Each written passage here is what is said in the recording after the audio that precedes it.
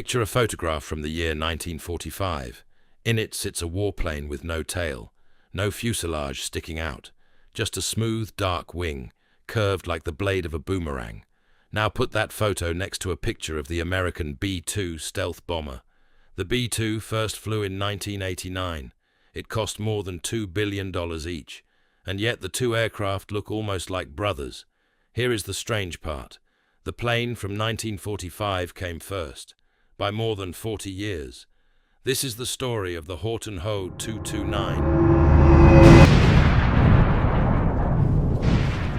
A jet-powered flying wing built by the Third Reich in the last desperate months of the war.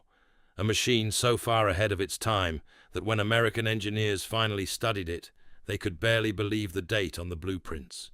It was faster than almost anything in the sky. It may have been the first aircraft in history designed to slip past radar, and it was dreamed up by two brothers who never finished an engineering degree. So how did Nazi Germany, losing the war on every front, come so close to building a stealth jet? And why did this incredible machine never fire a shot? To understand the flying wing, we have to go back to the summer of 1940. Hitler's armies had crushed Poland, then France. Only Britain still stood in the way. But to invade, Germany first had to win the skies. That was the job of the Luftwaffe. The result was the Battle of Britain, and it did not go the way Germany planned. German bombers could reach London. That was never the problem. The problem was getting home again. British fighters and radar tore the bomber fleets apart. The Luftwaffe was bleeding planes and crews it could not replace. The men in charge drew a hard lesson. They needed a bomber that was simply too fast to catch, something that could dash across enemy skies before the fighters even climbed to meet it. In 1943, if you're a fan of military technology and World War II history, please consider subscribing to our channel. It would help us tremendously. Thank you. The head of the Luftwaffe, Hermann Göring, put that dream into numbers. He called it the 3 × 1000 plan. He wanted a plane that could carry 1,000 kilograms of bombs. It had to fly 1,000 kilometers to the target, and it had to do it all at 1,000 kilometers an hour. That's around 600 miles an hour, faster than any propeller plane on Earth. Only one thing could reach that speed: the jet engine. Germany had them, but jets had a nasty habit. They drank fuel at a terrifying rate. Bolt 2 jets onto a normal plane, and you'd run dry long before you reached the target. The speed was possible. The range seemed impossible. Every engineer who looked at Göring's demand shook his head and walked away. Every engineer but two. Their names were Walter and Reimar Horten. And to understand them, you have to understand how they grew up. The brothers came of age in the Germany of the 1920s and 30s. After the First World War, the Treaty of Versailles had banned Germany from building military aircraft. So flying went underground. It hid inside gliding clubs. All across the country, young men built wooden gliders and launched them off hills. It looked like a harmless sport. It was really a secret flying school for a future air force. The Horten brothers threw themselves into it. Their first glider flew in 1933. Walter was 19. Reimar was barely 17. Neither had a university degree in engineering. Everything they knew about the air, they taught themselves. They measured, they guessed, they crashed, and they tried again. And very early, they fell in love with one radical idea: the flying wing. A plane that was all wing and nothing else. No tail, no body, no parts sticking out to slow it down. Reimar became obsessed. Over years, he stripped his designs down, piece by piece, until only the wing remained. The two brothers took different paths into the war. Reimar stayed a designer, quiet and brilliant and stubborn. Walter became a fighter pilot, and not just any pilot. He flew the Messerschmitt Bf 109 in the Battle of Britain. He flew as wingman to Adolf Galland, one of Germany's most famous aces. Walter himself was credited with 7 kills. So Walter knew combat from the cockpit. He had watched good men die. He believed the flying wing was the answer to Germany's problems. And when Göring's impossible 3 × 1000 demand landed, the brothers saw their moment. Here is why the wing was the answer. A normal plane is fighting the air the whole time it flies. The body, the tail, all of it creates drag. Drag eats speed and burns fuel. But a pure wing is as clean as a machine can be. It slips through the air with almost no resistance. Less drag meant more speed for the same engines. It also meant less fuel wasted. And that was the trick. A flying wing could carry enough fuel inside its own broad shape to actually reach the target. The design that everyone else thought was crazy was the only one that could meet all three demands at once. In August of 1943, Reimar sent in a short proposal. His flying wing came closer to Goering's numbers than anything else on the table. Goering was thrilled. He was also impatient. He demanded the plane fly in 3 months. Reimar, more honest, said 6. Goering agreed on the spot. He wanted this weapon in the air at any cost. To make it happen, he handed the brothers 500,000 Reichsmarks. The project got an official name. The Horten wing, known to the brothers as the H-9, became the Ho 229. Now they had to build the impossible. Start with the shape. The Ho 229 was a single smooth wing, about 55 feet across. It swept back at a sharp 32 degrees, like a stretched arrowhead. There was no tail fin anywhere. The pilot sat in a small bubble near the front. On either side of him, buried deep inside the wing, sat 2 jet engines. These were the same Junkers Umo engines that powered the Messerschmitt 262, Germany's famous jet fighter. Then came the strangest choice of all. The plane was largely made of wood. Metal was scarce in wartime Germany, aluminium especially, so the center of the aircraft was built from welded steel tubes, but the long outer wings were made of plywood, thin layers of wood glued and pressed together over the steel frame. It sounds primitive, a wooden jet plane, but Reimar had built wooden wings his whole life. He trusted them, and wood was one thing Germany still had plenty of. On paper, the numbers were stunning. Test data hinted the wing might reach nearly 1,000 kilometers an hour. That's just over 600 miles an hour. It would have been faster than the Messerschmitt 262. It would have left the American P-51 Mustang at around 440 miles an hour, far behind. The British Spitfire, at 330, would not even have been in the race. A wooden plane, built by 2 men with no degrees, that could outrun the best fighters in the world. If it worked. That was the question. Would it fly? Or would it fall out of the sky the moment it left the ground? They tested it in careful steps. First came the V1. This was a glider version, with no engines at all.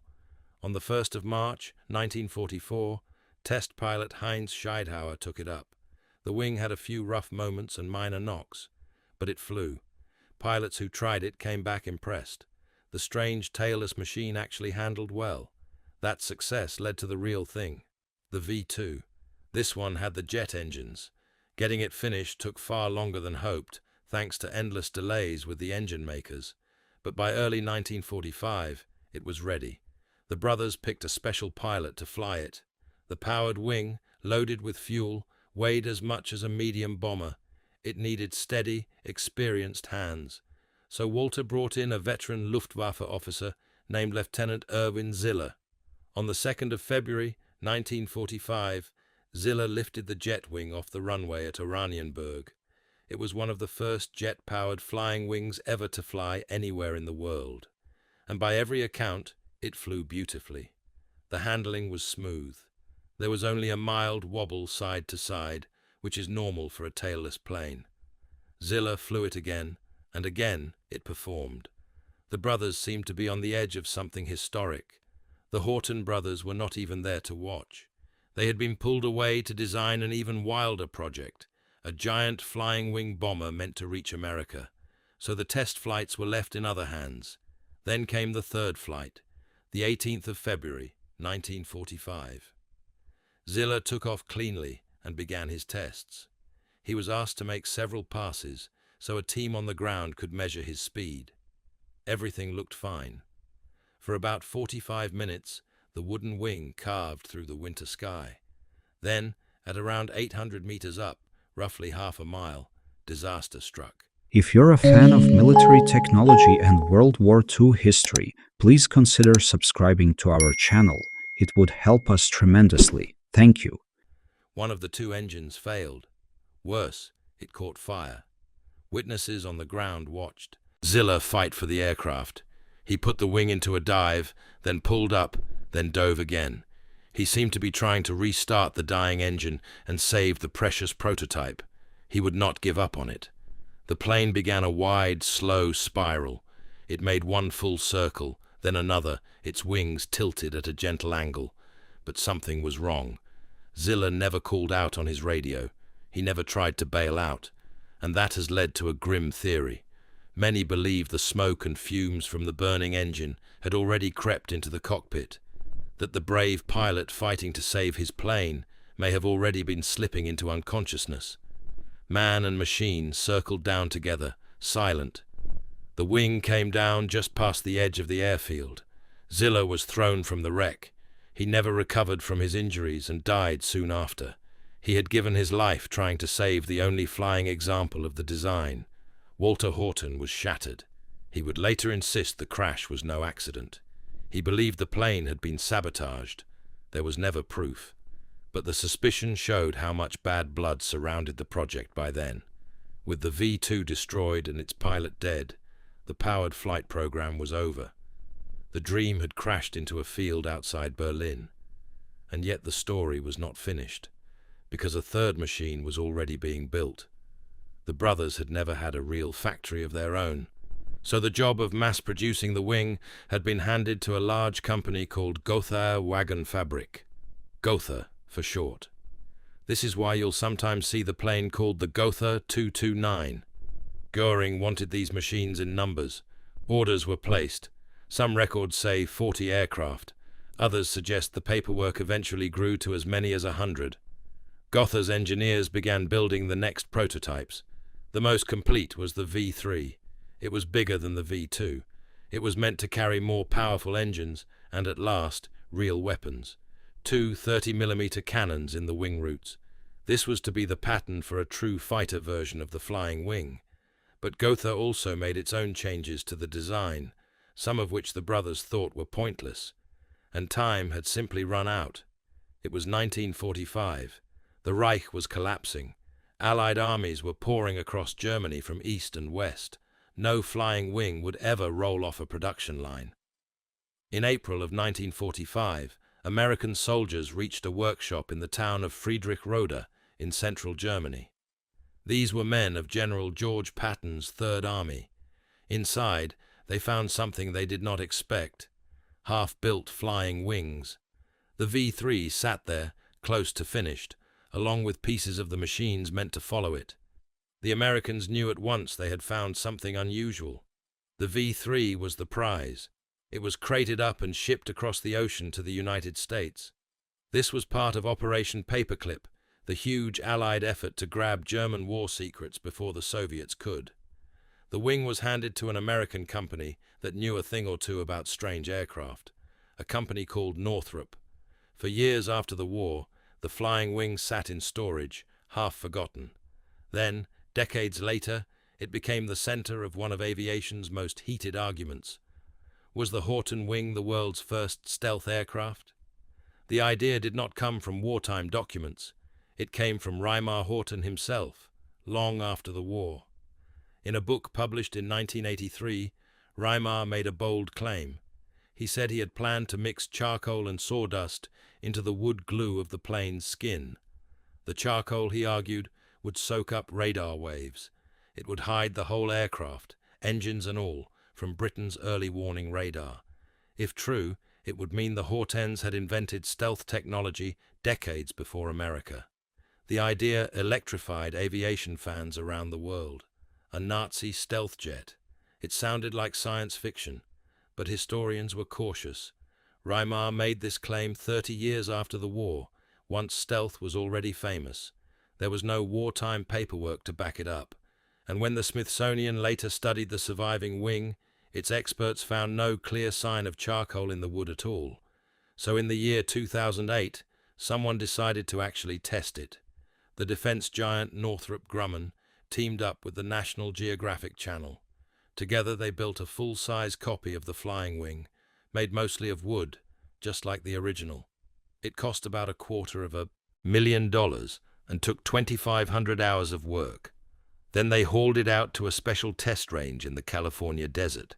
They hoisted the wooden wing onto a pole nearly 50 feet tall, and they blasted it with radar. Not modern radar, but radar tuned to match the British systems of World War II. The results were fascinating and honest. The flying wing was not invisible. It still showed up on the screen, but its signal was weaker. The tests suggested it would have been spotted at only about 80% of the distance of a normal Messerschmitt fighter.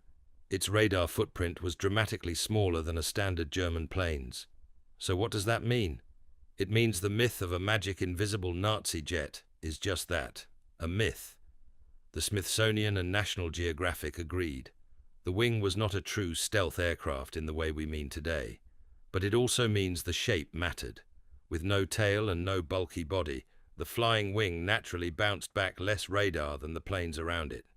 At 600 miles an hour, that 20% could have meant precious extra seconds. Seconds a defending pilot would never get back. The Hortens may not have set out to build a stealth plane, but their clean, tailless shape stumbled onto the very secret that stealth aircraft use to this day. And that is the real legacy of the Ho 229, not the wartime myths, but the shadow it cast on the future. Here is the twist that aviation historians love. America had its own flying wing genius. His name was Jack Northrop. He had been building tailless wings since the 1920s, working on his own, an ocean away from the Hortens. After the war, someone suggested Northrop hire the German brothers. Northrop brushed them off. He called them just glider designers. Yet decades later, it was Northrop's own company, Northrop Grumman, that built the B-2 Spirit stealth bomber. 21 of them, each a flying wing, each a direct descendant of that same radical idea. Today, the company builds the B-21 Raider, another flying wing. The shape the world laughed at in 1945 now carries America's most advanced weapons. The two lineages, German and American, had chased the same dream from opposite sides of a war. And in the end, the dream won. As for the men, Reimar Horten moved to Argentina after the war and kept designing aircraft until his death in 1994. Walter stayed in Germany and passed away in 1998. Neither ever saw their wing fly in anger. And the wing itself? The captured V-3 survived. It is the only Horten 229 left in the world and the only surviving German jet prototype from the entire war. After years in storage, it now sits, partly restored, in the Great Hall of the Smithsonian's Udvar-Hazy Center outside Washington. Visitors walk up to it and stop cold, because it does not look like it belongs in a museum of the past. It looks like it belongs in the sky of the future. That is the haunting truth of the Horten flying wing. It was not too weak. It was not too slow. It was simply too soon. It arrived in a country that was already losing, built by hands that ran out of time. A machine 40 years ahead of the world, grounded forever by the war that created it. The hunting wing never got to hunt, but it showed everyone where the future was hiding. And decades later, the world finally caught up. If you enjoyed this story of the Third Reich's impossible flying wing, give this video a like. Tell us in the comments which forgotten war machine you'd like us to uncover next. And subscribe to the channel so you never miss another story of the most incredible machines ever built. Thanks for watching.